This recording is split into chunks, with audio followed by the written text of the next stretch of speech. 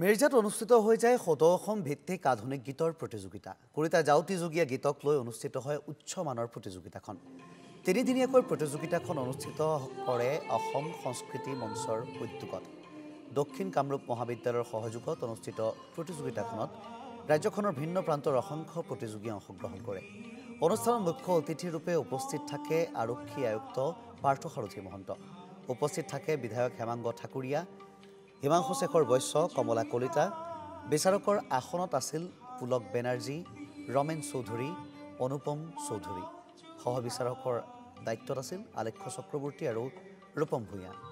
আৰু শতাধিক প্ৰতিযোগীৰ মাজৰ পৰা নিৰ্বাচিত ৫ গৰাকীলৈ পুৰস্কাৰ বিতৰণ কৰা হয়। আৰু প্ৰথম স্থানত পাণ্ডুৰ দেৱাস্মিতা কাশ্যপ, দ্বিতীয় গুৱাহাটীৰ প্ৰিয়াঞ্চী বৰ্মন, তৃতীয় স্থানত মৰিগাঁৱৰ দৰ্শনা দেৱী, চতুৰ্থ স্থানত নলবাৰীৰ ভাৱনা কলিতা আৰু পঞ্চম স্থানত বজালীৰ ৰাহুল দাস। আমি দৃশ্যাংশ দেখুৱাইছোঁ, এয়া বিজয়ী প্ৰতিযোগীৰ দৃশ্যাংশ। তেওঁলোকক এনেধৰণে বঁটা আগবঢ়োৱা হৈছে আৰু এয়া বিচাৰকসকল আৰু সমান্তৰালভাৱে কিছু গীতৰ দৃশ্যাংশ দেখুৱাইছোঁ।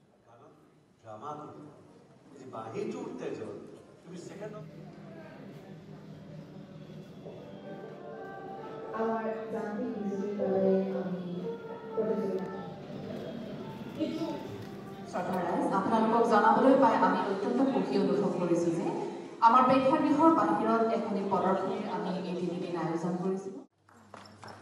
ঘৰ মৰিগাঁও জিলাৰ কপাহীত। নমস্কাৰ, মোৰ ঘৰ বৰাগাঁও, গুৱাহাটী।